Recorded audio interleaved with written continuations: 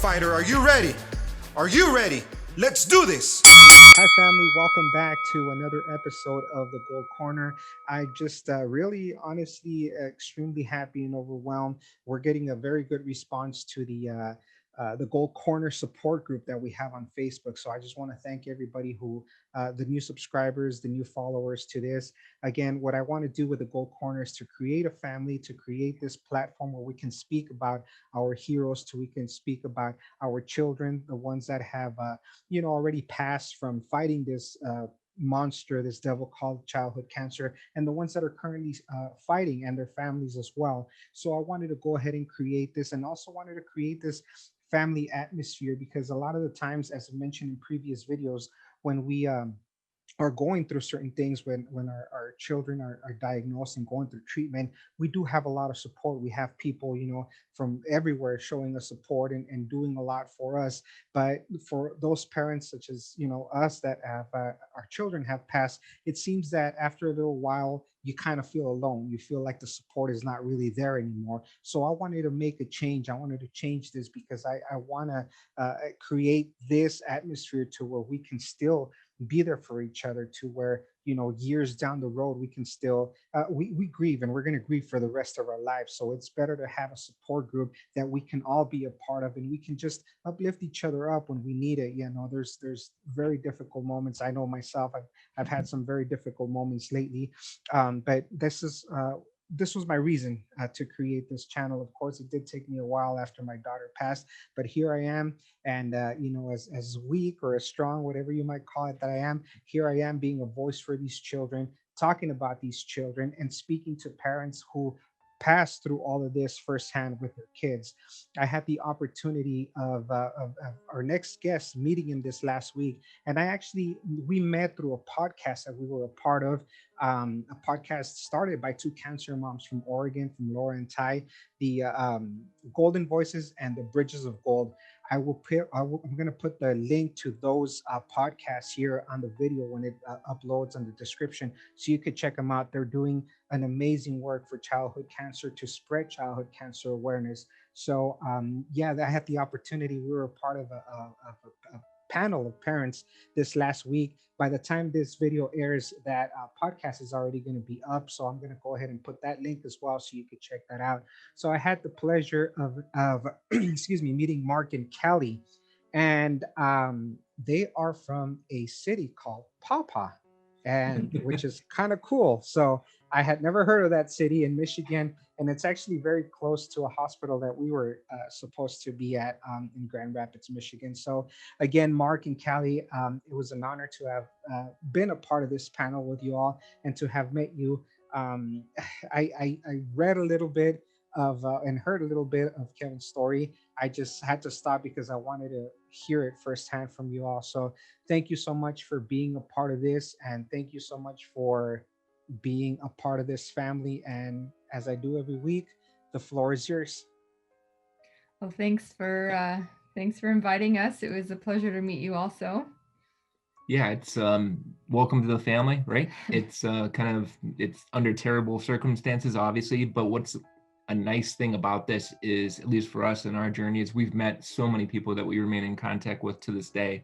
And it's just really opened our world to other families, other organizations that we wouldn't have heard of without this, right? And so there's a blessing and a curse, right? There's light and there's darkness, and obviously we've had our share of both, continue to have our share of both. And yeah, this has been it's been a heck of a journey, and but it is fantastic to have this opportunity to kind of spread the story of Kevin and what he was about and who he was. And so I'll let Kelly start. No, now she's giving me the look that she doesn't want to start. Yeah, like where do we start? So let's go back to beginning, I guess. Kevin is continues to be the youngest of our three kids. We have two older kids, and yeah, so we met and we were married in Phoenix, Arizona. Started popping kids out, and then she said, "Oh, by the way, I kind of hate it here, and it's hot pretty much year round." And so we started looking around for places to go, and she has family in another town. I think we told you about 8 miles south of here. and spent a bunch of summers as a kid here and really enjoyed it. And so when we started talking about where are we going to move, Michigan came pretty quickly to the top of the list. Yep. And so then we looked around, found Paw Paw, and moved here. And then so we started the kids in school, that whole thing. They were 4, 2, and Kevin was 6 months when we moved here. And so the majority of their lives have been here. This is essentially all they know. They have some memories of Phoenix, but mostly here.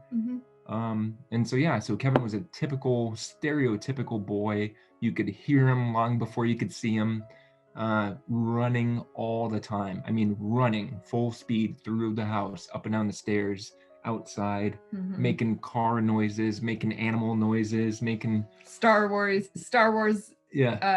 voices. He could like mimic all the perfectly characters and so Yeah.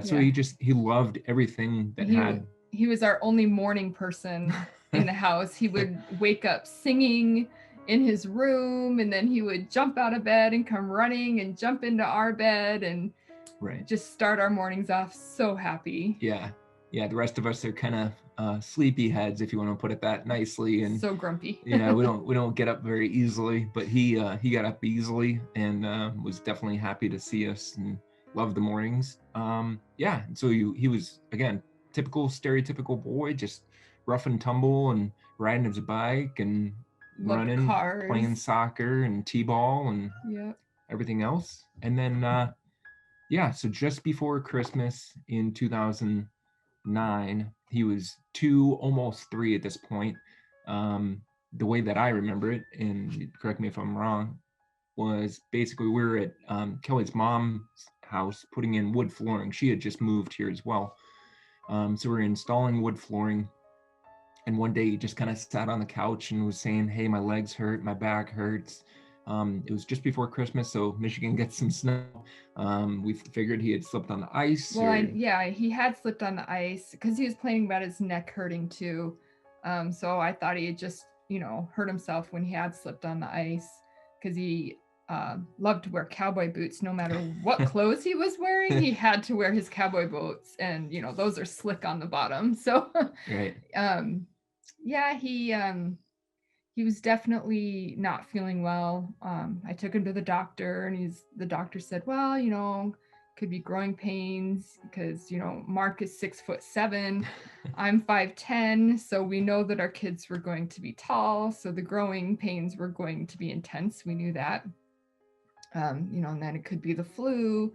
So, there's the typical, if he doesn't get better in a couple of weeks, give me a call back. So he didn't get better. But just to show his strength, he was still potty training through this, even though it hurt him to walk. He was determined to be potty trained like his older sisters and be a big boy.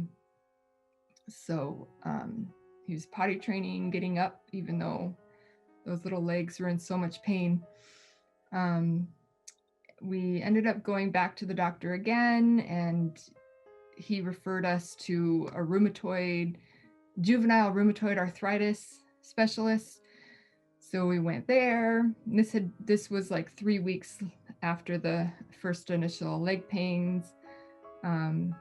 We go to her. She's like, looks like he has all the symptoms, but let's run some tests and see what else it could be, or rule out anything else. So we do some tests with her, and it must have been longer than that, because it ended up being a full 6 weeks. So I think we're missing some steps. There's some time in there that just passed, right? But so it ended up being 6 weeks. So after the test came back from the juvenile rheumatoid arthritis, she basically said, it is not what we were thinking. You need to go to the pediatric oncology clinic. I've already made an appointment for you. They are expecting you basically tomorrow at 4, I believe it was. So we show up. It was a Friday afternoon at 4:00, and we show up, and they did their tests right away. And before we even left, he had received his first blood transfusion transfusion, which was insane to watch this bag of blood go into our little boy. And the nurses, this is just normal what we do. And I'm sitting there freaking out. And before we left, they had pretty much told us they thought it was leukemia. Right. With the chance of it being something else we had never heard of. I didn't even know how to pronounce it, but apparently they had said neuroblastoma. So we go home, Friday with the instructions. If anything weird happens, call us, and you'll have to come back. So I think it was the next day. Yeah, it was Saturday. I'm feeding him his peas. He loved peas, and he's having trouble eating. He kind of didn't want to eat. And I noticed his fingers and his toes were like turning purple. So I'm like, yeah, maybe this is what they were talking about. So I call, and they get us into the ER pretty much right away. Our main children's hospital is about 30 minutes away. So were you with me that night? I think I had taken the girls to the beach to have a snowball fight on the beach. So I was going the wrong way. I was 30 minutes the other way. And so I was, so I guess I took him to the ER, and they did ultrasound right away and found that he had a mass about the size of a grapefruit on his right adrenal gland, under his kidney. So that was the beginning, I guess. And he admitted him to the children's floor that night. And then they said, this is not leukemia. And then they came out with, okay, this is neuroblastoma, and it's now stage 4. It has spread kind of all over his marrow. His marrow was 90% tumor. Yeah, they had a hard time even like accessing it to get a sample, right? Because there was so much tumor in his marrow. And so that was, we'd obviously never heard of it. And sorry. So that was February 3rd or 4th. Yeah, somewhere in there, early February of 2010. And he was, like I said, he was just about to turn three in April.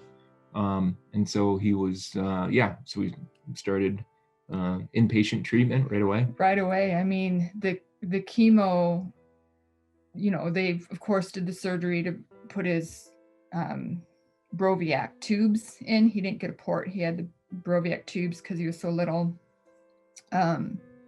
And I remember the chemo being effective right away. Like, I remember taking a picture of him and putting it in our journal, saying that this is the first time he has smiled in like 3 or 4 weeks. And that sweet smile was the best thing I think ever. We'll try to send you that picture, and hopefully you can add that. Seeing that sweet smile after so long of him just hurting so much. So at that point we were very hopeful because chemo was working and the doctors were helping. Because that was so scary. We had no idea how, it was so scary. That initial diagnosis. And basically I'm one of those kind of numbers guys, and so I said, hey, look, let's, all kidding aside, all jokes aside, like, what are the chances here, right? Everybody wants to know that, and they think that your numbers are going to be different, and no matter what they are, then Kevin would be able to beat it. And they said essentially in that first diagnosis, they're like, it's about a third, they have about a 33% survival rate for this particular type of cancer for stage 4. Like, this is one of the heavy hitters. And so but they were also hopeful, and they and we talked a little bit off here about some of the different doctors around the country and around the world that are working on treatments. What's nice is they said, because one of our first questions was, okay, where do we need to go?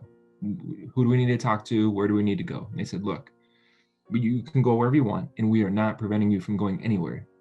But essentially, this is somewhat standardized. We're going to give him A, then we're going to give him B, then we're going to give him C, then we're going to give him D. We're going to give him 6 rounds of chemo. Each time, one a little bit different from the last, because the cancer can build up a resistance and start to learn what this chemo is doing and change, right, and mutate. And so but they said, you're going to get this same 6 rounds of treatment either here at Sloan Kettering, at CHOP in Philadelphia, wherever. You can go anywhere you want and we will find you and help you in treatment, or you can stay close to home and then you're still, you don't have to upheave your life and move someplace new on top of everything else. And so we made the decision, I think it was the right decision. Yeah. That, hey, look, we want to keep this as normal as possible. We have 2 older kids, right? We want them to have some sort of normal life, if that's possible, or in school. And so, we stayed in the Kalamazoo area, in the Kalamazoo hospital. And so we were able to stay at home. Kelly did a fantastic job over the course of this is 3.5 years of treatment. He probably spent, I would easily say, more than 200 nights in the hospital. And Kelly was there for at least 199. I know very, very, very early on, I sent her home one time. I said, look, it's my night. I'm staying. You're going to go home and you're going to get some sleep. And she came back the next day and said, I'm never doing that again. She's like, I didn't sleep anyway, so I'm never leaving his side again. Like, it's not going to happen. And so she stayed, like I said, at least 199 of those 200 plus nights, right? And I could, between work and everything else, I tried as much as possible. And then also with our other kids. And shout out to all the friends and family and grandparents, everything else that helped with that. That was fantastic. It takes a village, and we had a small village here in Paw Paw, and everybody was really, really supportive and really helpful in that. So sorry, I didn't mean to steal your thunder. Go on. Oh, no, I mean, yeah. So, right. So the numbers, they were grim, but, we know how strong Kevin was, and he's only 2. He doesn't know that he's not supposed to fight, and he doesn't know that this isn't normal. I mean, at one point he asked his older sister Addison, when you were 2 and you were in the or when you were 3 and you were in the hospital, did they do this and this and this? And I was just taken aback. I was like, oh my gosh, my little boy thinks every little child has to go through this. Wow. So I took that opportunity to explain to him, not every kid goes through this. Right. So we had that tough conversation, and right. Yeah, I'm not sure, how much of it he grasped. All I know is through all of those treatments, all he wanted to do was be done with the hospital so he could go play soccer or t-ball with his friends, or go, ride his bike, or come back home and play cars or Beyblades with his, sisters and Pokemon, everything. Yeah. So, but yeah, ultimately the amount of treatment he went through was mind-boggling, because after the first 4 rounds of chemo, he had his surgery to remove his tumor.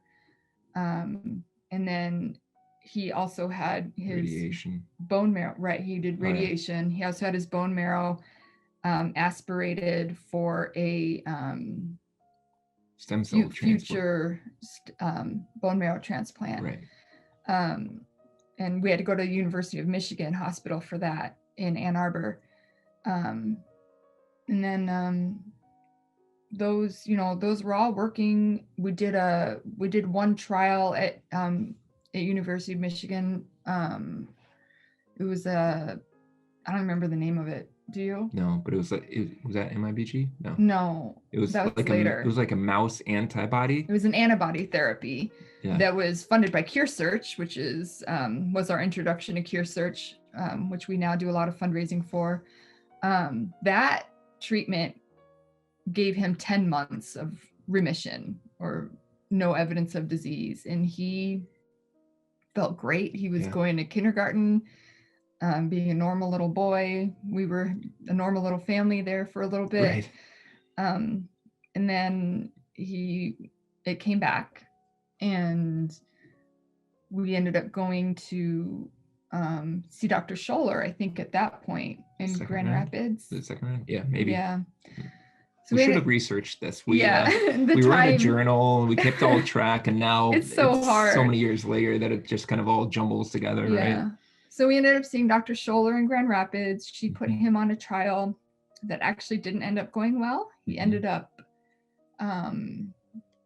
which is probably the second scariest episode, he ended up losing his ability to speak. So all of a sudden he was just Making speaking sounds. gibberish. Yeah. And Bop. yeah, you could see that he was trying to say words and nothing was coming out. And Yeah. so I'm calling him Yeah. at work and I'm freaking out. Yeah. And so back to the ER we go, and Dr. Scholler, talked to our local ER and basically said, yes, this is a very rare side effect, and took him off the drug right away. And 2 or 3 days later, he was back to his normal self, like nothing happened. Yeah. Um, And can I just jump in here with a quick memory of this? This particular one was terrifying, right? She calls me, I'm at work an hour plus away. This is in the middle, I distinctly remember it. It's in the middle of winter. We had just, for whatever reason, gotten her tires rotated and on her vehicle. And so she drives her vehicle to the ER. I meet them. I come flying as much as possible down snowy roads, meet them at the ER, left work early. They're like, go, just absolutely go. So we'd stay in the hospital for 3 or 4 more days. During this time, he's having very, very difficult. Once eventually the medicine kind of wears its way out of the system, he was able to speak again, he's able to eat again, everything's fine. But so anyway, just from a mindset, during this time, I'm flying down the freeway, right? And it's snowing and it's practically white out. I'm scared and I'm terrified. I'm thinking my kid's dying, right? So we get to the hospital, and then eventually 3 or 4 days later, whatever, everything's back to normal. And so we're good. So we start driving home, and I remember this. She's driving. We had an expedition. We still do have an expedition, and I'm following behind her, and it's snowing like the silver dollar size snowflakes, right? Just huge snowflakes. And she's driving, and all of a sudden I see one of her back tires starts to wobble. And I'm like, honking the horn. I think I even called her or something. A lady sees her drive by, like flags her down somehow, starts pointing, hey, your car. It's right before 6 o'clock. I'll never forget this. It's right before 6 o'clock at night. So I end up tightening the lug nuts. I take it back. We switch cars. So she takes my car with Kevin and drives home. I take the car back to the place where we rotated the tires. And I'll never forget it. I was sitting outside, just watching these huge snowflakes come down. It was absolutely dead quiet, right? The snow was absorbing all the sounds. The people in the tire shop are falling over themselves, apologizing. We're so sorry. We didn't tighten that tire all the way. It's our fault. I'm so sorry. Nothing, you know what I mean? It could have been disastrous. We're so sorry. And I was just sitting there thinking, 3 days ago, I thought my son was going to die. Now you guys are freaking out over some lug nuts. Like, it's all good. Like, everything's fine. He's on his way home. He's making it safely. I'm sitting out here. The world is completely silent.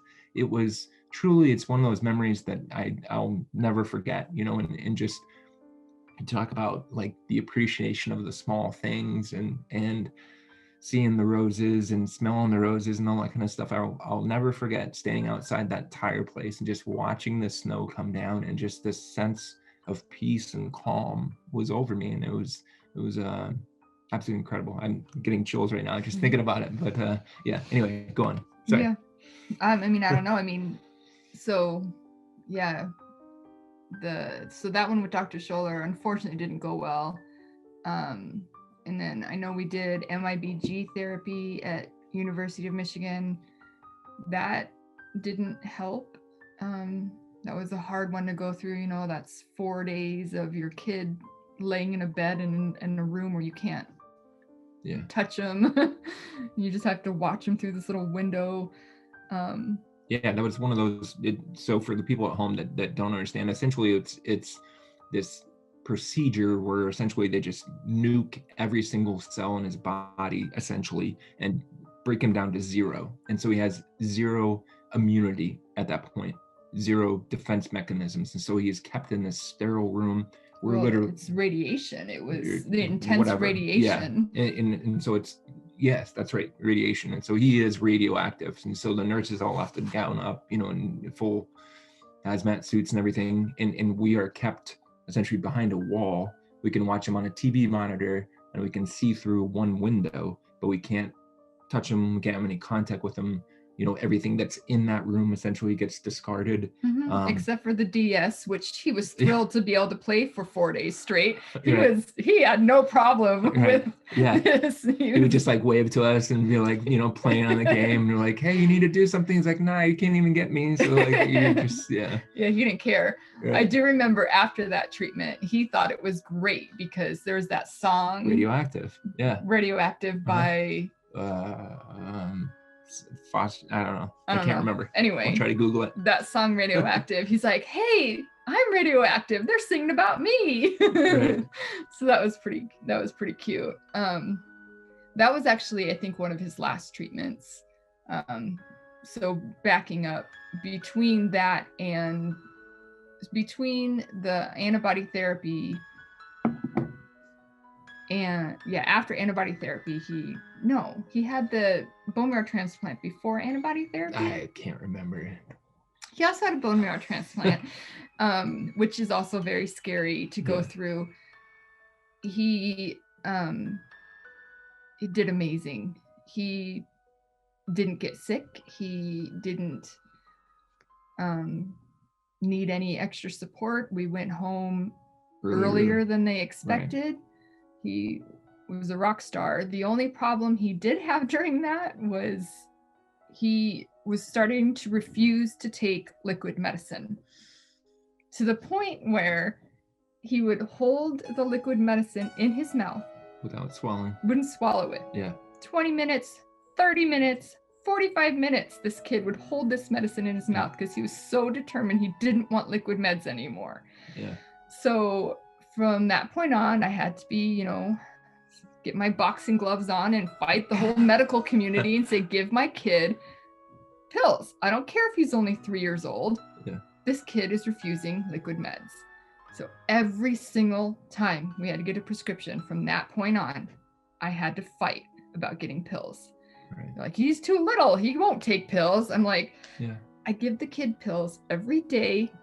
Right. Don't tell me what my kid will and won't do. Right. So yeah, that's when you get those don't mess with the cancer mom, right? Right. Mama bear starts to bare her teeth. Mm-hmm. Yeah. So I think those are all the major treatments he went through. Yeah. Yeah. Essentially, so all this time, it's now, this is, so essentially he went the first round of it. They said 1/3 or 33% survivability. He was in remission, although with neuroblastoma you don't really go in remission. But anyway, there was no evidence of the disease for 8 to 10 months, I think it was. Then it came back the second time and they said, oh, by the way, now multiply that 1/3 by 1/3 again, and so now he's got about a 1 in 9 survivability rate. We're like, okay, no problem, he beat it the first time, he'll beat it the second time, and he did, and he got into remission again the second time. And this was only 3 or 4 months, probably. And then it came back the third time. And so anyway, backing up, the first time the doctor said, hey, look, we're going to give you A, then B, then C, then D. Second time, they're like, no problem. We still have this. It's going to be, E, then F, then G, then H. Each time, again, changing the chemo because of the disease will build up resistance.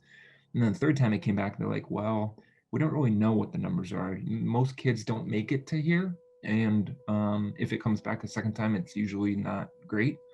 And now if it comes back the third time, especially, they're like, it's kind of a crapshoot. Like, we don't have an I, J, and K. So like, we're gonna try some stuff. And then I think that's when we had Dr. Scholler try some other stuff. Well, maybe. Yeah. So I was trying to get Dr. Scholler to work with the doctors at University of Michigan, but Dr. Scholler was not part of the oncology group. So they kind of wouldn't work together.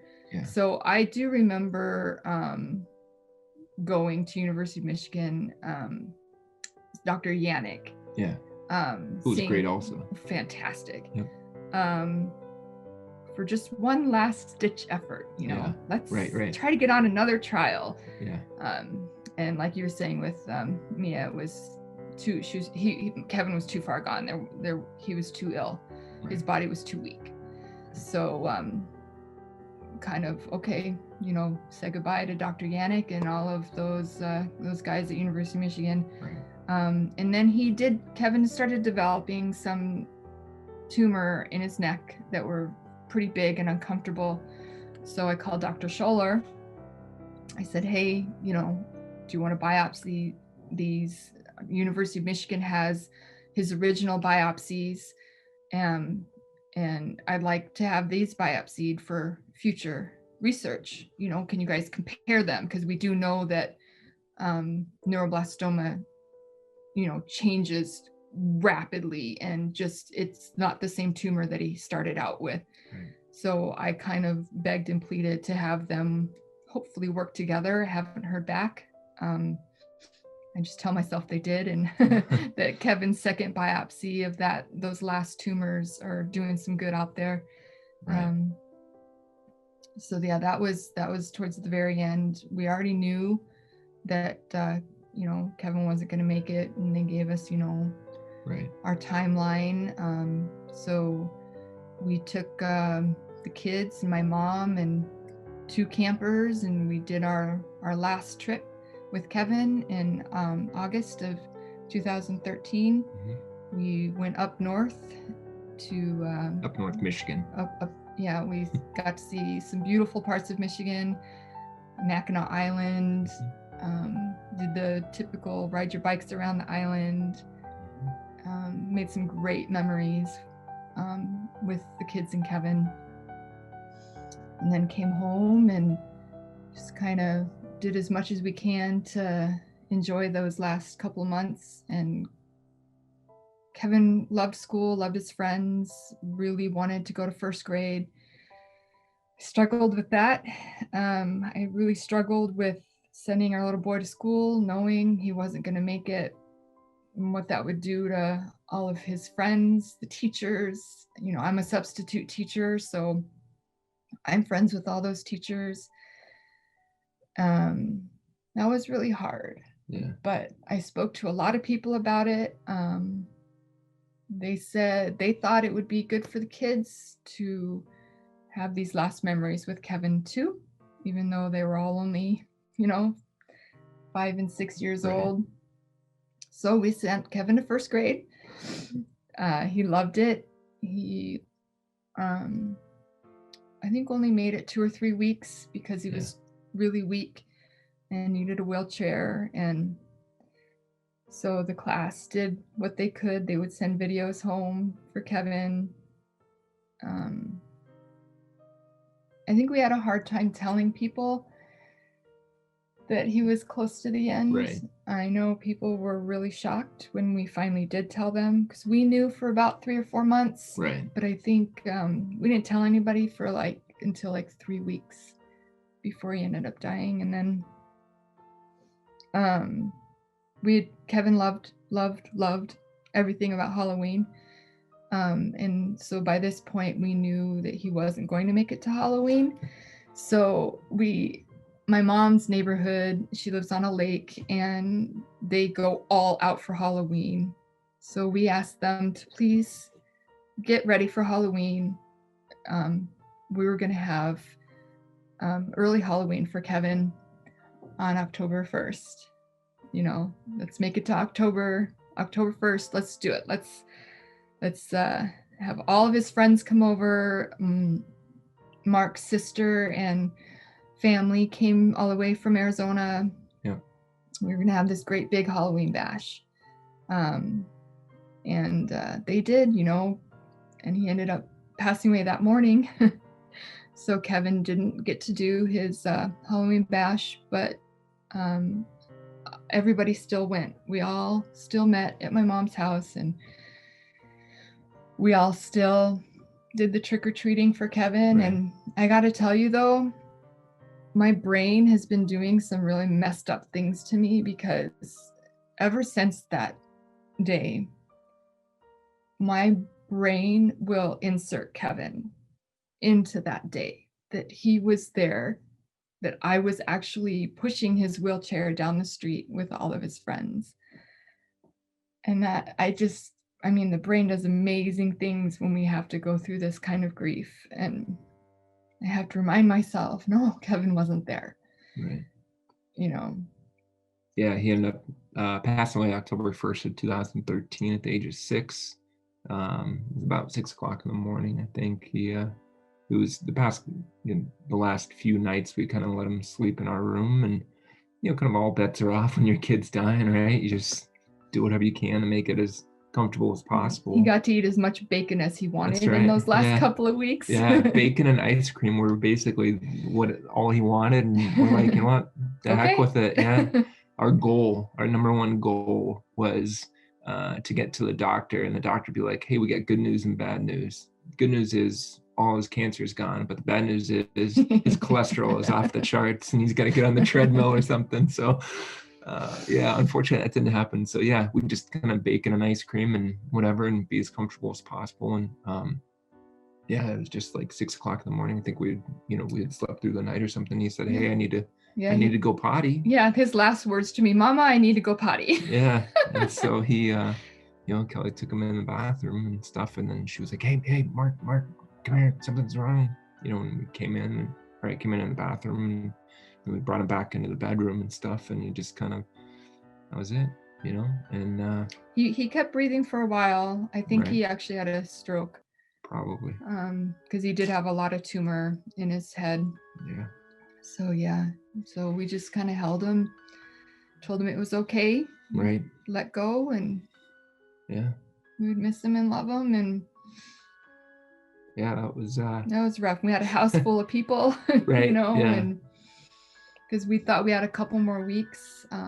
Luckily, my sister and my nephew, they were in Albuquerque. No, they were in Colorado by then. I don't remember. Sure. Anyway, we were able to fly them out a couple weeks prior, so they got to spend some time with him. Yeah. It was it was obviously not the best ending, but like we said, Well, one thing that Mark said, I don't remember where in our journey he said this, but I think about it a lot, especially now with all these people not trusting science and doctors. Mark said Kevin could have died after that first diagnosis. So Kevin could have died at the age of 2. Yep. And through science and doctors and all their hard work, we had 4 bonus years with our little boy. We got to see him grow up a little bit. Right. So we're forever thankful for those extra years. And so I get really mad when I hear people talking about not trusting the science or the doctors, because those doctors gave us 4 years with our little boy that we wouldn't have had. Yeah, and just to piggyback on that, there was a lot of times, every time that we went to the hospital, he got a bag of blood and a bag of platelets, I think without fail, and sometimes multiples. It was always there. Yeah, and sometimes multiples. And so it was one of those things that I hadn't donated blood in forever, right? And so we both became regular blood donors. I started donating platelets. We became very, very active in hosting blood drives and talking about the need for blood. I eventually ended up taking a job with Michigan Blood to kind of educate donors about how to prepare. And I tried to convince companies and churches and schools to host blood drives, and basically got to tell Kevin's story over and over as a way to kind of draw people in. And because it's not normal to want to stick a needle in your arm for 10 minutes, right? Or 15 minutes. But we knew that every single time that the doctors wanted to try a treatment of some sort, or were ready to start chemo, or ready to do anything, every single time that they needed to do something, there was always blood and platelets available. But those supplies are extremely limited. And we have seen firsthand where sometimes that's not always the case. And so we became huge blood advocates, and still continue to this day to be blood advocates, right? It doesn't hurt. It doesn't take a long time, and you truly don't know where your blood is going to go and who it's going to touch and who it's going to save. So if we get anything out of this, it's just please continue to donate blood and platelets and everything else for the people that need it the most. We were on the receiving end. He received gallons of blood and platelets, just unbelievable numbers of gallons. I don't even know how many. And so we're forever thankful for that, because that did help us get 3.5 extra bonus years with Kevin. yeah, I guess, and so what questions do you have? We've been Well, talking. we forgot to mention DC sorry. Strong. Oh, okay. So Yeah, so some of the organizations, I guess, that we've met along the way. one of the organizations was brand spanking. These high school kids had started in honor of their buddy Dustin Collier, who had been battling Wilms tumor since he was 6, and his high school buddies supported him and lifted him up to the point where he wanted to return that favor to all children fighting cancer. Yeah. So we had heard they'd helped one of Kevin's clinic buddies, and we were eating at one of the restaurants in town, and I saw their Jeep, and I said, "Hey, Mark, that's that one. Those are those guys I was telling you about." So Mark went over and introduced himself, and long story short, they ended up putting up a care package and a fun day, a fun experience for Kevin. And it was hard to get that scheduled because we were in the end of Kevin's journey. And so finally we were able to get something scheduled. They had about 30 muscle cars show up at our high school, and Kevin, with the idea that Kevin would get to ride in all of them. But unfortunately, Kevin wasn't feeling well enough to do that. Get to ride in a couple, but yeah. And then they drove us over to Lake Michigan in St. Joe, and we got to do take a boat ride with the Coast Guard, right. which was amazing. Got to drive the boat at some point. Yeah, but unfortunately, Kevin just wasn't feeling well, because that was the Saturday, and he ended up passing the next Tuesday. So, but DC Strong worked so hard at making those last special, memories really, really count. Yeah, it's based here in Michigan, Southwest Michigan, in Plainwell, Michigan, about 10 minutes north of Kalamazoo. And like she said, it's 501c3 nonprofit started by high school kids, and they've now done care packages in 25 states around the country, which is how we met Ty in Oregon. And we did a care package for Lucy, her daughter, and so that's how kind of the worlds have kind of collided and intermingled. And then also we got to take a wish trip for Make-A-Wish for Kevin's 4th birthday. We went down to Disney World. And we got VIP treatment the entire time. Kevin got to wear this special button, and so anytime we would walk up to a ride, there'd be a long line, right, to ride these crazy rides, and the employees would see his button, say, "Nope, this way," and we would cut to the front of literally every single line. We could go on the ride as many times as we wanted. We had a special VIP cool down waiting area that we could full use of. Give Kids a World, which is where we stayed, was an amazing place that just catered to all these kids that were on their wish trip from all over the country and all over the world. So that was really neat. They picked us up in a limo at our house, which is just insane.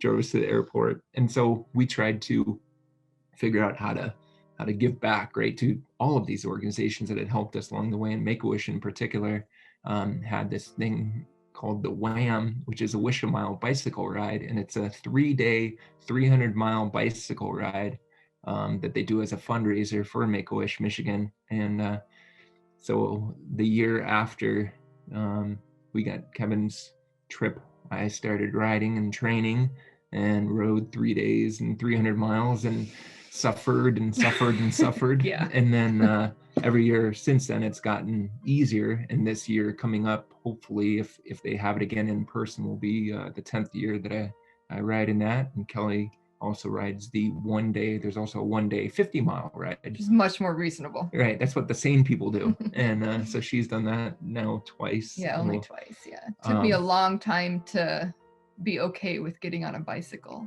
again. Yeah. Yeah. It's something that you do as a kid, right? And you just kind of put in the garage and never really do it again. But it's been life-changing for me, at least. It's just it's become therapy, working with all these organizations, meeting parents like you. We talked about it on the Golden Voices podcast, that once you've lost a child, nobody wants to seem to talk about that child anymore, and we need to. I think about Kevin as much as I think about, my two children that are still with us. And Right. every time I try to talk about him, people get all awkward and don't know how to respond. And they're like, "Oh, I'm sorry for your loss." I'm like, "Yeah, I know, but I want to talk about it. Can we please talk about it?" So meeting parents like you, who want to talk about it, it's so good. It's so refreshing. And unfortunately, we've lost a lot of the details. Right. And then part of that is because we don't get to talk about it anymore. Right. So thank you. Yeah. And it's also been, it's been 7 years now, which is unbelievable. He's been gone longer than he was alive, which is just insane to think about. But we do have memories. We do have special memories that we think about. One of them in particular, if we have some more time, is there was a day Kevin had gone inpatient for treatment, right? So he goes into the clinic for a couple hours, get some blood, get some platelets, get some chemo, but then they send you home that night. You don't have to stay in the hospital that night. And he had a T-ball game that night. And so he's, playing its second or third inning or whatever, and he's already batted once and been in the field a couple of times or whatever. Go ahead. Yeah, and then all of a sudden I remembered that he hadn't been de-accessed. So he still had his needle in his port this time. He had the Broviac initially, but he had that taken out, and then he had a port for his second treatment. So yeah, I had to pull him out behind the dugout, and I just, have my alcohol wipes and my Band-Aid, and I just pull the needle out and wipe him down. Okay, go play. Right.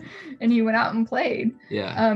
Speaking about T-ball though, and we talked about how, our community lifted us up and carried us through this journey. After Kevin had passed, Kevin had such a huge positive impact on our whole community. Because like I said, he was so strong and positive, and we called him Super Kevin because he honestly just was so strong throughout his whole fight.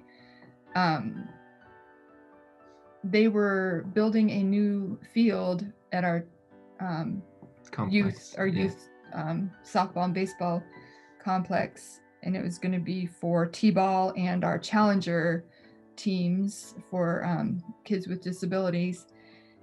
And they named it the Kevin Linder Field, with a huge rock with our Super Kevin logo on it and a little plaque in front of the field. So that, that's they amazing. Invited us to throw out the first pitch, so they had a ceremony with the dedication of the field and stuff. And you talk about opening the waterworks. That was pretty cool. It was obviously it was terrible, but it was fantastic at the same time. Yeah. And one day there's a guy painting a mural on one of our buildings. And Kevin didn't know that having a bald head was anything abnormal. He just proudly walked around with his bald chemo head. And so became normal for us too. And we forget that there are people who don't know that Kevin is fighting cancer. And so this guy's painting this mural, and I was like, okay, hey kids, let's stop and watch, look what he's doing. And he's like, oh, hey, do you guys want to be in the mural? We're like, yeah, okay. So he takes our picture and adds us to this mural that is also a forever memory of, Kevin in this little community. Right. Yeah. It's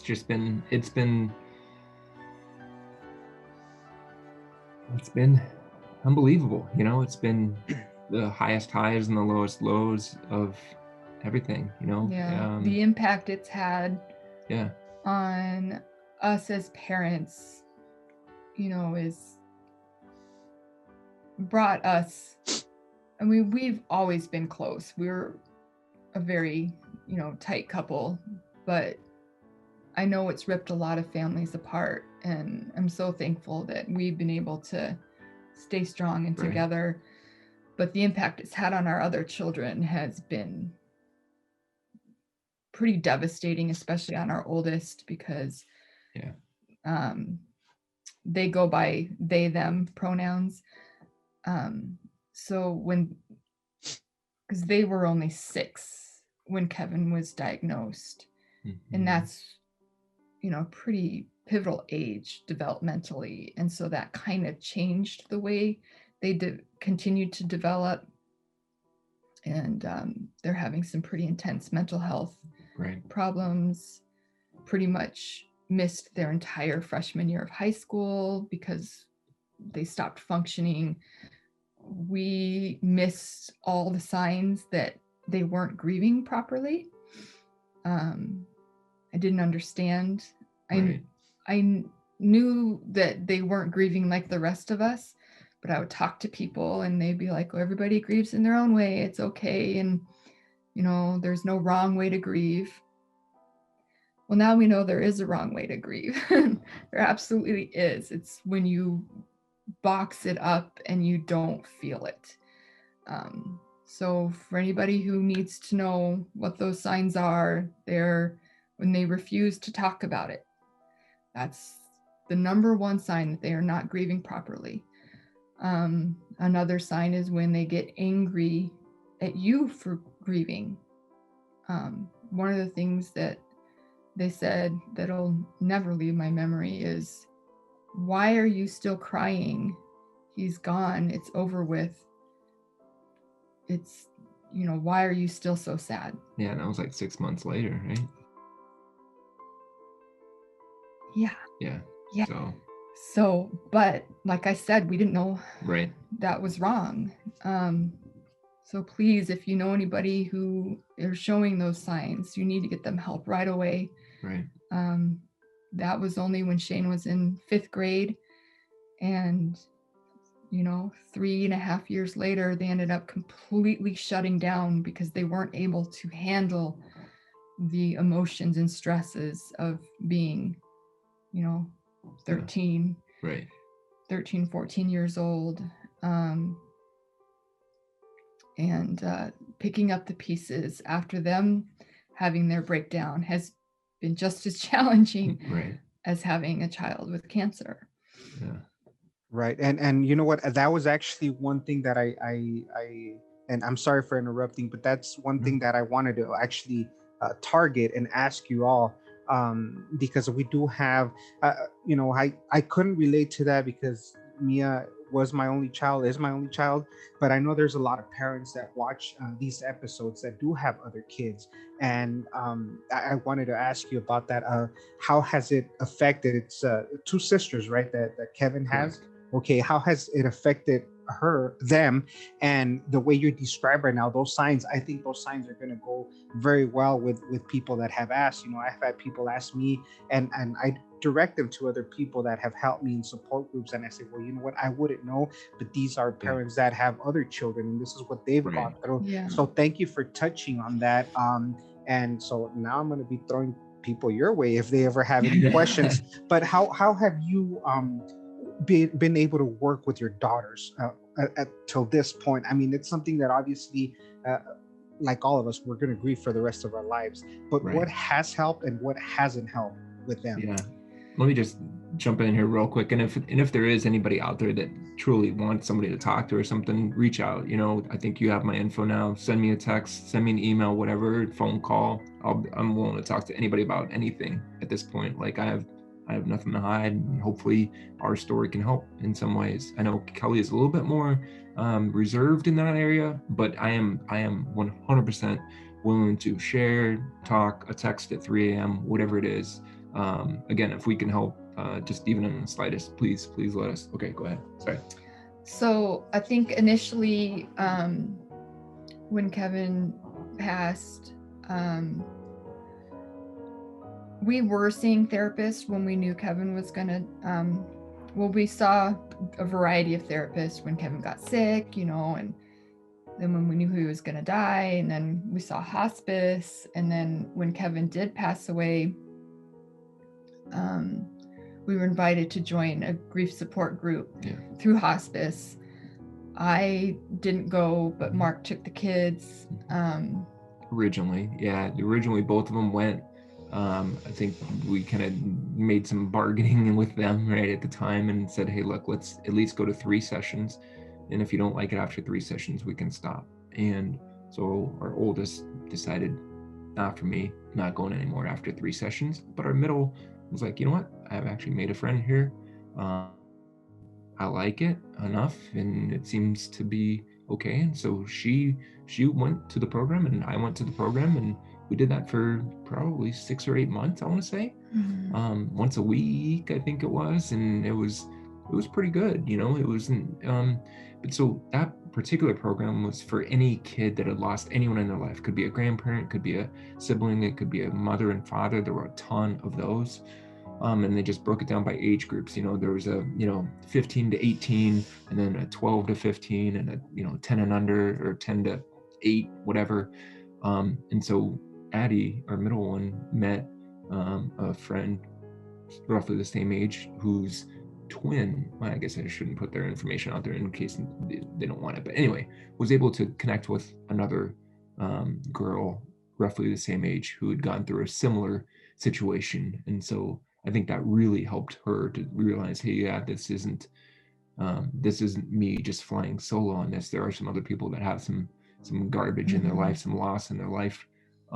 We sent the kids to Camp Make a Dream up in Montana. Yeah. That helped. I know it helped Addison. There were other kids there who had lost their siblings. And it wasn't even that they had to talk about it. It was just knowing there's other kids out there that have gone through this. Because Addison and Kevin were only 20 months apart. Yeah. Addison didn't really know life without Kevin. Right. And she took care of Kevin when he was sick. Right. Kevin even called her little mama. Right. So they were really tight and really close. But Addison did do the grieving. She did cry. She would talk, and we would talk about missing him. And Addison went through all the steps. I'm not saying it's all roses and rainbows with her, because she is a 15-year-old girl going through COVID, and she's also in therapy, but not as intense. And she's always going to have that loss with her too.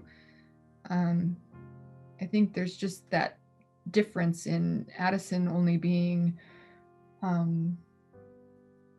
Addison was in 3rd grade when Kevin died, and she was only 4 when he was diagnosed. So developmentally, it didn't affect her as much as our older one. There's just, there's something about being 6 and having a trauma occur really messed her up, but we didn't know. Right.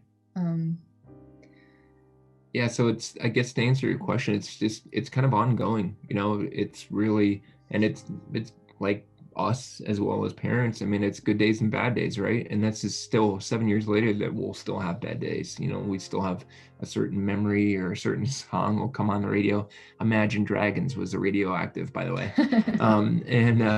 So it's just it's certain triggers, right? And we talked about it on the podcast briefly on the Golden Voices, that one of the first, you had stepped out, so one of Kelly's old passwords, if you want to hack her account, is the 5 of us. And that's kind of what we associated with. We were a family of 5, right? Two parents and 3 kids. And I remember that one of the very first times that we went out after Kevin passed, you go to the hostess and she says, how many's in your party? And you're like, the 5. Oh no, we're a 4 instead of a 5 now. Yeah. And so that was I actually stopped cooking because pulling out 4 plates instead of 5, I couldn't do it. Honestly, I couldn't do it. So we started eating frozen dinners. Right. Yeah. I still have a problem cooking, and part of that too is because Kevin had severe food allergies. He was allergic to pretty much everything. So I had to learn to cook all over again for him specifically. So every time we went to the hospital for overnights, we came with our big cooler full of enough food for us to eat for that time. Right. So not having to cook for him was also a problem. Like I just basically couldn't do it. Yeah, I mean, we talked about it previously. I mean, the caregiver role, right? I mean, Kelly is Kevin's primary caregiver, 100%. Like, was by his side, sleeping with him in the hospital and oftentimes here at home as well. And just when you wrap yourself up so much in taking care of someone, which deservedly so, and she's a fantastic wife and mother just for that reason alone, along with everything else. And then that particular responsibility is gone. Now what, right? And so I think you've kind of I was lost. I was lost for a struggled. long time. Like, What do I do now? Right? Yeah, I even actually went back to work pretty quick. It didn't last. I tried to go back to work, I guess is what I should say. Because I was so lost. I didn't know what to do. I didn't want depression to take over. But yeah, I didn't last staying at work because I work with kids that are his age, elementary school. And I couldn't do it. Yeah. But eventually I did end up going back to work. And part of that is nice because I've gotten to see Kevin's buddies grow up. I've watched Kevin grow up through them. Right. I did tell their parents that I wanted to do that. Right. We asked them to please invite us to. Yeah. And they did for a while, and then they stopped. It's Yeah. not that they forgot about us and forgot about Kevin.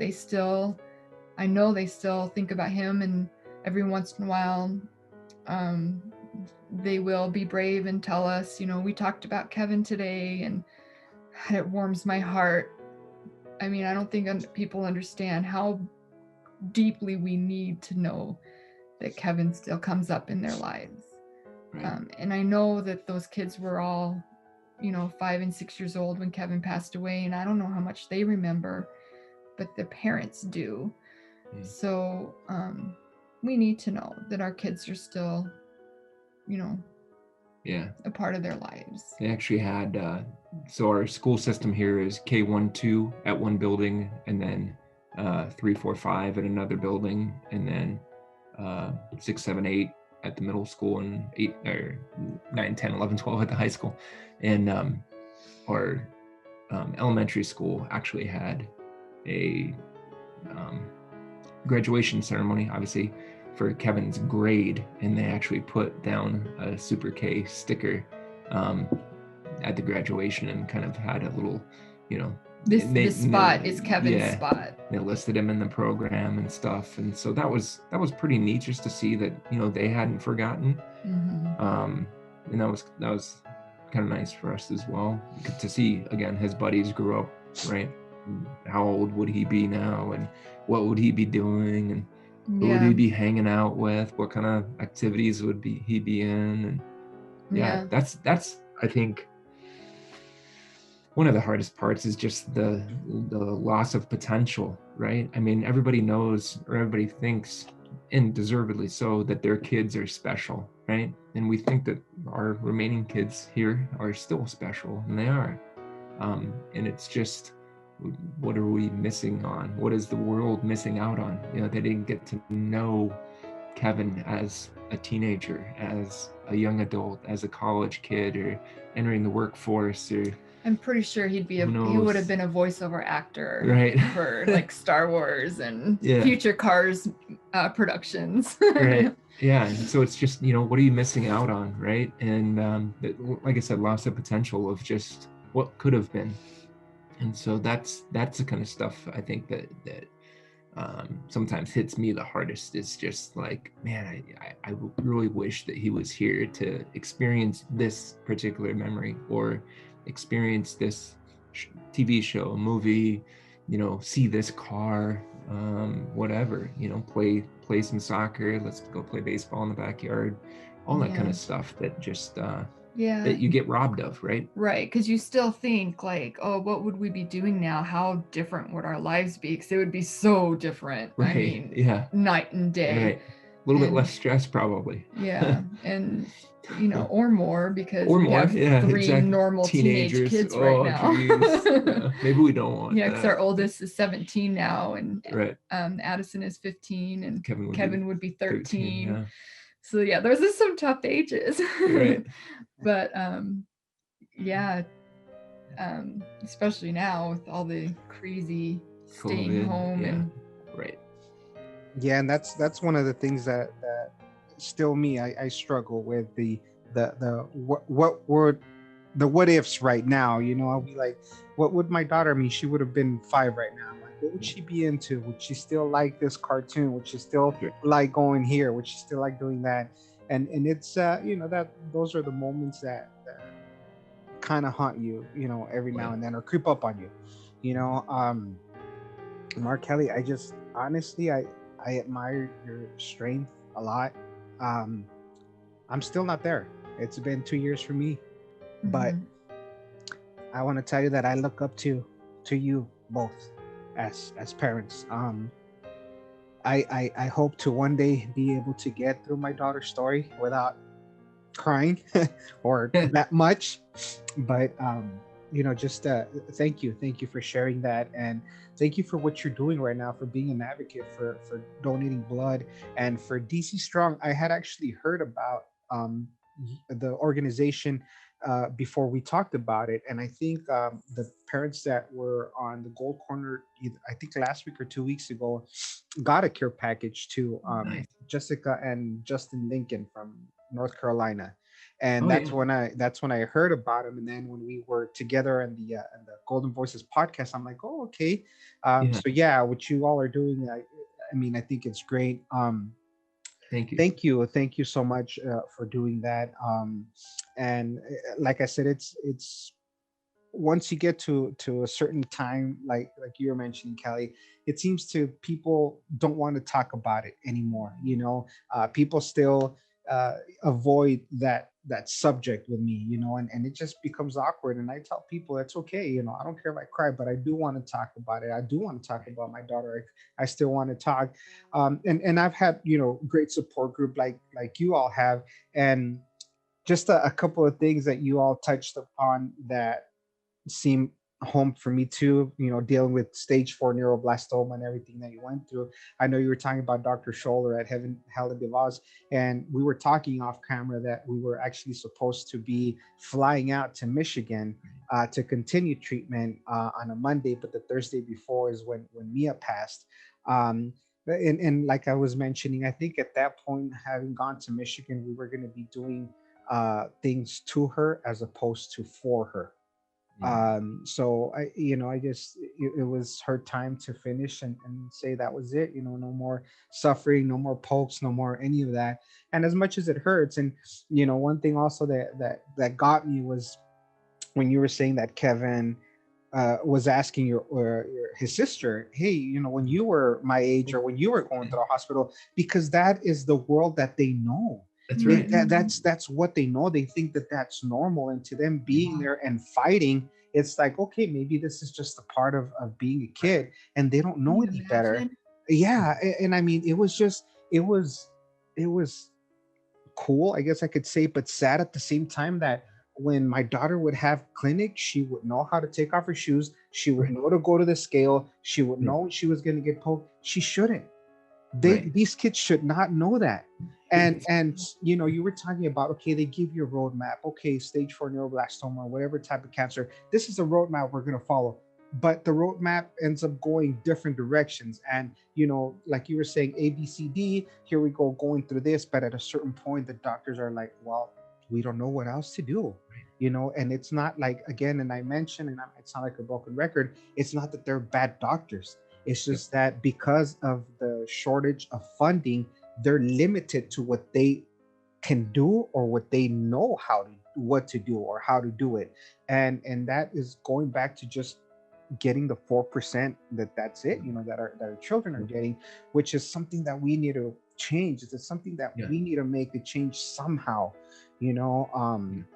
but you were touching, you touched on those things. And another thing is, we were also supposed to go to Give Kids the World. We already had that trip. We read upon it online. We saw it. We showed it to Mia, and she was happy. The fact that she was going to be able to have ice cream for breakfast, and the staying at the village and all of that. And when this whole COVID thing, I don't know if you all read, it was kind of sad that they had to close down. That they Yep. closed down, and with these kids that are still, Immunocompromised. yeah, exactly. So, but these are things that that Kevin and Mia are not going through anymore. That they're healed Yeah. and they're in a better place waiting for us.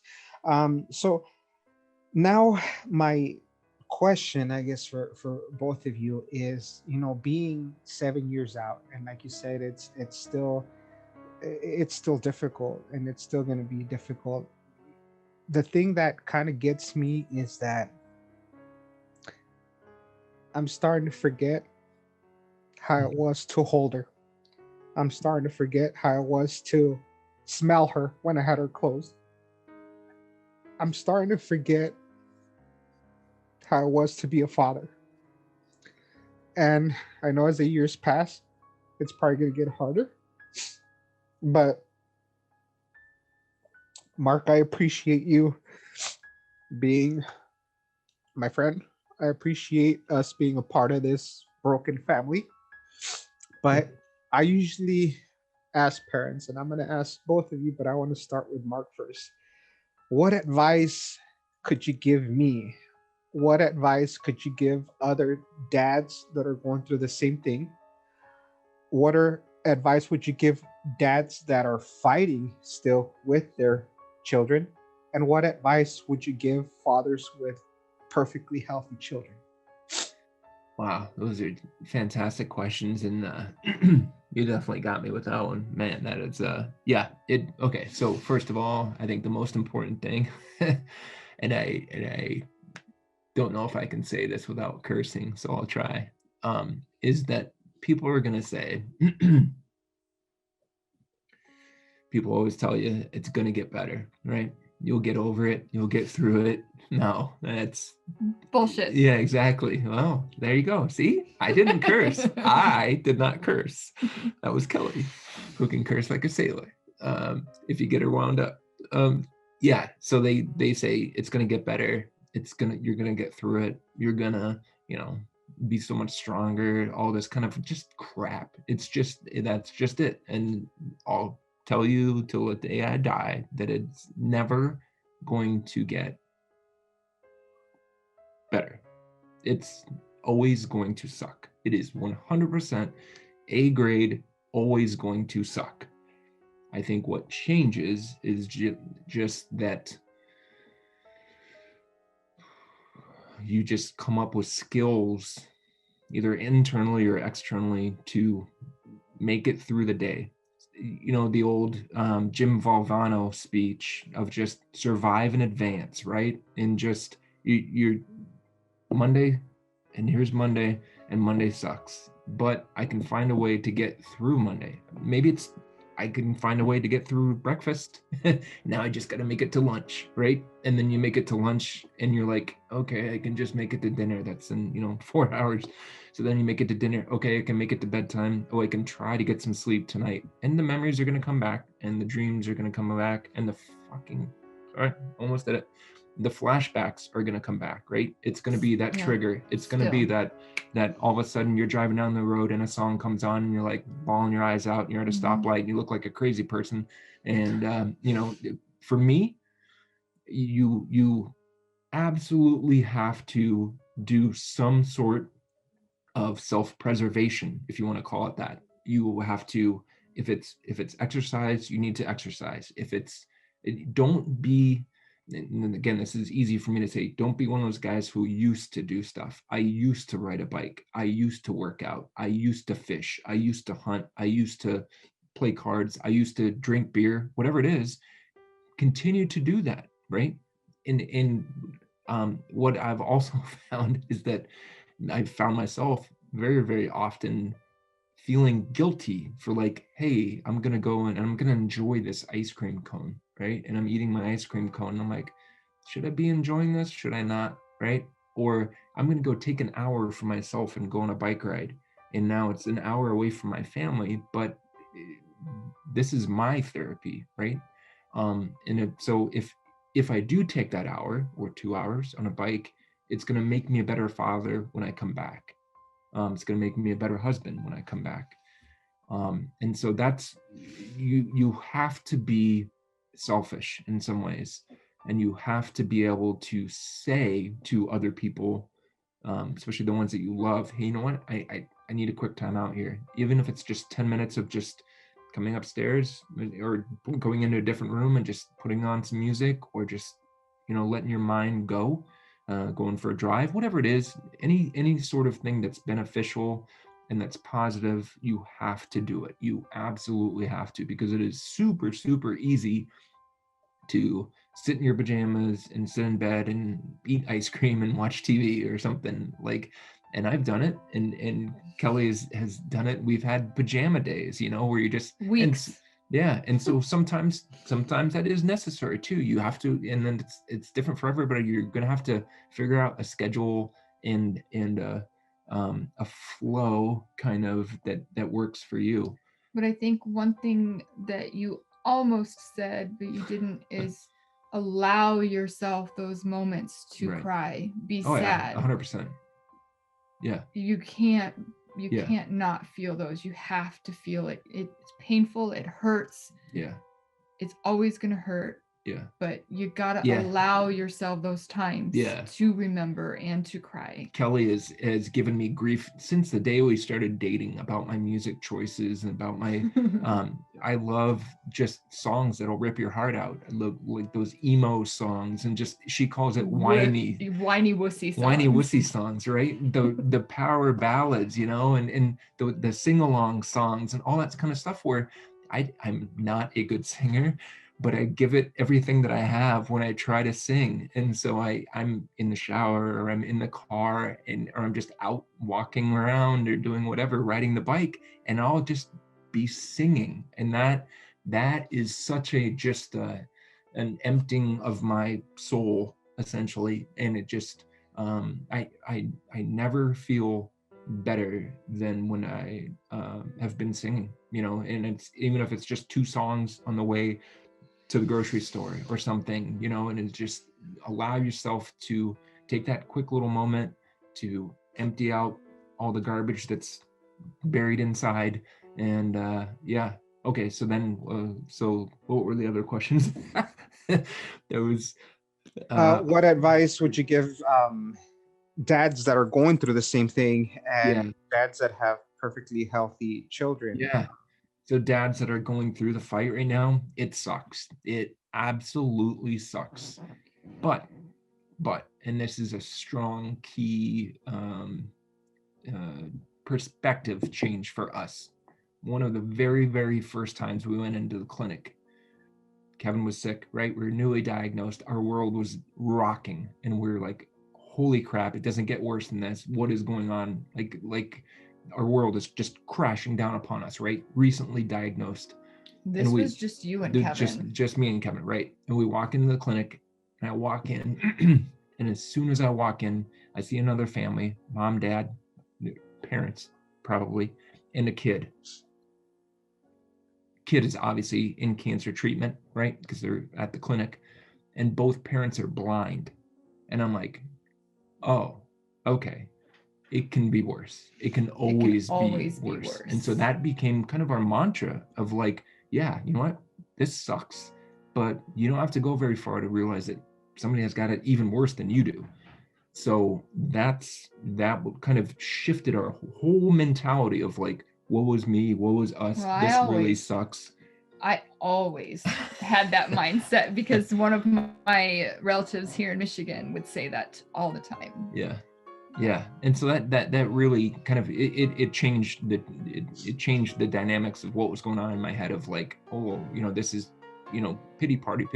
Oh, no, hang on. There's people that don't have shoes, right? That are walking out in the streets and stuff. And so that really helped me recenter and go, okay, yeah, we got to fight this, because this is real life now. So for the dads and the parents that are currently in the fight, yes, it sucks. It's going to continue to suck. However, I don't know that there's a day that goes by that would say, let's go do it again, right? Like, it would we trade the pain again for 2 more days with them? Absolutely, right? And so if you're still here, and if your kid is still here, and you're still in the fight, as crappy as it is, appreciate that you're still in the fight. Mhm. There are a lot of us that have lost the fight or are not in the fight anymore, and so appreciate that. And I know that that's terrible to say, or that's terrible advice, and it's not easy to do when you look and you see your kid in pain. But yeah, appreciate that they're still there. Appreciate that you're still actively fighting. And then for the kids, or for the parents that have healthy kids, yeah, I mean, just and and this is, I mean, it's so cliche, and it's so ridiculous to even say this, but just kind of appreciate that, right? And there were times I'm 100% as guilty of this as anybody, is just not appreciating what you have until it is gone. And so life is hard, life is stressful, life is no fun sometimes. But again, it can always be worse. You're a phone call away from something changing. And one thing that I really struggled with was in my previous working life. I was in law enforcement, and I was working overtime, so I was not even really supposed to be there this particular day, and I was working a high school parade, homecoming parade. And I won't say the city, just because I don't want the people. And anyway, so I was working this parade, and there was a float, a tractor that was pulling a flatbed with a bunch of kindergartners on it. And there were kindergartners sitting on bales of hay, right, as they're going by. And one of the kids says, "Hey, I want to get down."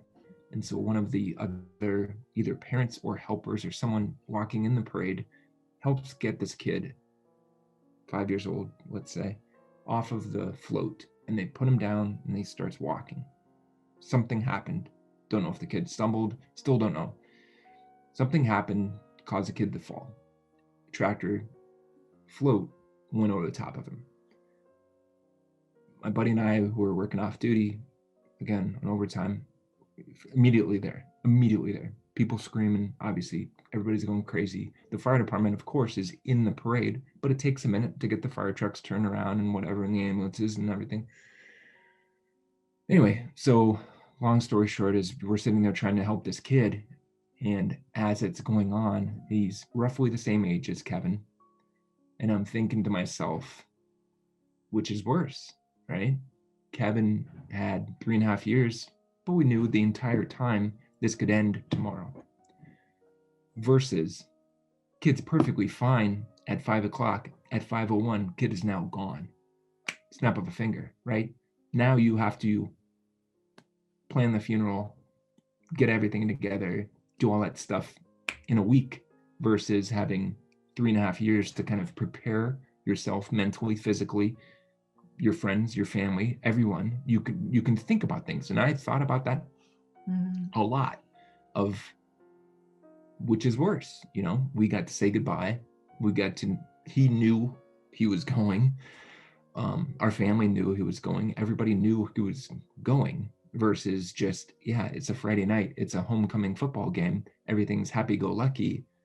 Yeah. All of a sudden your world's completely upside down, right? With no chance to say goodbye. And so that's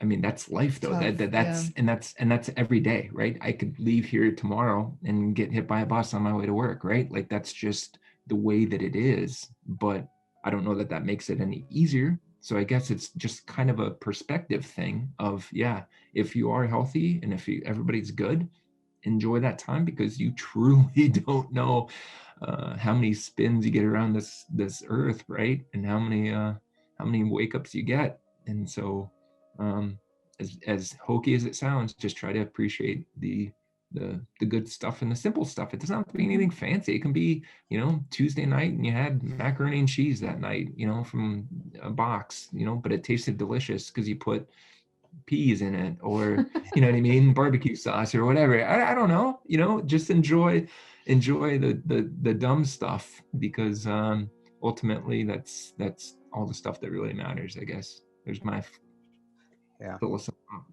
philosophical. thank you for that, Mark. And you gotta appreciate the little things. And I say the same thing. You know, it's uh, from day one of diagnosis until Mia left, we had 10 months. So I said at least I had 10 months to say Yep. goodbye. But you know, these people that have accidents and they lose two, three kids at a time, that would probably drive me crazy here. So I see what you mean. So thank you for that.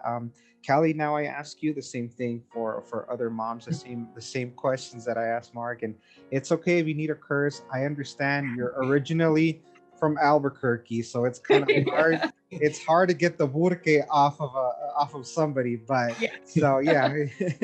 So yes, same questions for you. Uh, so you're gonna have to remind me of the questions. Okay. Yeah. Well, what would you say to other moms that are going through the same thing, or that have, I'm sorry, that have gone through the same thing, moms that are currently going through the same thing, and moms with perfectly healthy children? So, for the moms who've gone through losing a child, I would say definitely make sure you're checking in with yourself and your other family members to make sure that the grieving process is healthy. Like I said earlier, if somebody is refusing to talk about it or angry because you're still grieving or avoiding anything to do with, you know, the subject of the child who passed, they need extreme help, not just regular therapy. They need some intense grief support. I think just, you know, the whole checking in with yourself, making sure that you were being healthy, mindful, appreciating what you do have. You know, I know Mark said it a lot, but I have to say it too, just, you know, appreciating everything you've gone through and knowing that you are strong enough to get through it. Even though you don't feel like it now, you are strong enough. I remember feeling like I wasn't going to be able to survive the death of my son. I didn't know how it was going to happen. I was scared. I was terrified. But we had recently met another family who had just lost their daughter. And I went through and I read her Caring Bridge journal. And she, in detail, described, you know, the last moments with their daughter. And strangely enough, that helped me prepare myself for Kevin's passing. Just knowing that, okay, the seconds leading up to it, the seconds after, the minutes after, it helped me knowing all those details. So I guess talk to people, as many people as you can. I didn't do that. I didn't talk to people because I needed it to be my own experience. I'm a very empathetic person. So when somebody talks to me about what their problems are, I want to help them. I want to solve their problems. So while I was going through it, I actually couldn't take on anybody else's stories. I could read about them though. So if you are like me and you can't actually talk to people about it, find a journal, find some books. But definitely you cannot do this by yourself. Absolutely cannot do it by yourself. And then for people who are still with the child fighting, I actually have talked to a mother whose daughter is still fighting, and she's having a really hard time. And I had to stop her and say, I know this is hard, but you are complaining about things that are not in your control, and you need to slow down and just love on your kid, love on that child who is fighting, and let the rest of that stuff go. Because you need to be thankful that, as like Mark said, as sucky as it is and as painful as it is, you're still with your child. And God, I know it's hard, because I remember thinking the same thing. I remember complaining about this and that, and wishing I didn't have to be stuck in the hospital with my kid, and watching fireworks from the window, eating Thanksgiving dinner in the hospital, or the playroom being closed because it's Thanksgiving, 8:05. or that it's Thanksgiving weekend, and the child life people had to go be with their families. And it sucked. It was hard. You hate it. Yep. But your kid's still there. You get to sit in that hospital and Right. be mad that there's no playroom to go to, and you're bored. And Right. so yeah, it's hard. I know, but you gotta just take that deep breath, and it could always be worse. And then for those of you who do have the healthy children still, it's kind of the same thing. You gotta just love on those kids. And yes, they're gonna make you mad, and yes, it's infuriating sometimes. And take a walk, take a break, do what you gotta. When it's not the kid's fault, just let those little things go. Yeah. Easy, right? That's easy. Right, yeah. We've gone through a lot of therapy. Yeah. And you do learn skills, you do learn techniques. I have a very, very bad temper that it's taken me years to be able to not explode all the time. And unfortunately, my kids have inherited that. So, and that skill of just taking that deep breath and walking away instead of getting into the fight. Just it doesn't help. Yelling, if you find yourself wanting to yell, that's when it's time to walk away. It's something that we've learned. And going through the grief of all of this and trying to help my kids go through their grief, you got to learn to walk away sometimes. And I through one of our kids' therapy sessions today, we learned, if you only had two emotions, love and fear, which one are you going to choose? And love always wins. You always got to choose love. Yep. Love's always going to prevail at the end, right? Well, Mark, Kelly, once again, thank you. Just thank you both for sharing the story. For sharing Kevin's story. It's I know it helped me a lot, and I know it helps to speak about him. About the great warrior that he was and continues to be, and his story is still going to be changing lives, and it's going to help a lot of people and families. So yeah, so just again, thank you. I feel honored to have met you all. I feel honored to be a part of the OG cancer parents group that we are, and a shout out to Ty and to Laura and to that great podcast that they have, the Golden Voices. I am going to be putting their information also here, because they're doing amazing things. They're doing amazing things for childhood cancer. So thank you all. Thank you all once again. Pleasure. Any last words here? Just the last couple of minutes. Anything you want to say? Yes, I'm glad you said that. Yes. I did want to throw in, you're talking about losing the memory of holding Mia, and we've definitely felt that too. The smells, the laughter.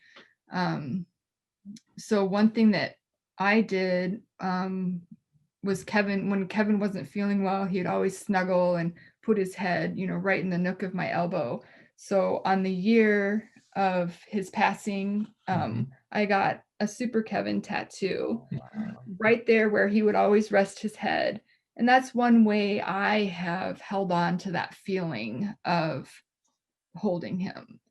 I know not everybody's in the place where they can get a tattoo that's showing. I actually had a hard time allowing myself to have a tattoo that was going to be visible all the time, with not knowing my future work, and all that stuff. But I really needed it to be there. So, that's some advice too, is get a tattoo. get it. There you go. Yeah. Having that memory always I've there. had several. There you go. There it is. That's So- one of me and Mia actually. Yeah. that's Oh, that's fantastic. beautiful. Yeah. Yeah. I mean, having that and also having it there visible for everybody to see. Yeah. Oh, what's your tattoo? Yeah. And then I'm like, yes, I get to talk about There it is. Kevin. There you go. Yeah, that's an opening right there, right? So yeah. Not endorsing tattoos, but get one. Yeah. All right, Mark and Kelly. Well, I know it's a lot later over there where you guys are at than where I'm here, but again, I just want to take this opportunity to man, to just say thank you. Thank you Thank for you. being thank you for being advocates, and thank you for what you do. And I look up to both of you, and I know that together we can make a difference. And I know we are going to make a difference, and our children deserve it, and these other kids that are fighting deserve it as well. So once again, thank you. Kevin's story is going to be told, and yeah, thank you once again. So I also want to take this opportunity to thank everybody who joined us for this week's episode of the Gold Corner. I am going to be leaving, I'm going to be tagging Mark and Callie on everything that I upload. If you want to get a hold of them, if you want to talk to them, like Mark said, at any time of the day, you can, and I put myself out there, but sometimes you do need that person to talk to. And, Mark and I have been messaging, these last couple of days, and I know it's helped me out a lot. So you're not alone. You're not alone. You're not fighting alone. You do have a community. You do have a family, a broken family, and people that you might not even know, but it's people and family that have gone through the same thing and are currently battling and going through the same thing. So we're a family here. I want to welcome everybody to the Gold Corner family, because this is who we are. This is what it is. Childhood cancer is not rare. Childhood cancer is a monster that we're fighting, and a lot of the times we can't beat it. And some of our children have already finished the race, and they're waiting for us in the finish line. So just the advice that they gave us is just remember to value those little moments. Remember to cherish those little moments and make memories that are going to last a lifetime. So again, thank you for joining us this week for this episode of the Gold Corner. And like I tell you all every week, remember to live each day to its fullest, because tomorrow is not promised. And just hold on a little while longer, because we're almost home. God bless you, and we'll see you next Sunday.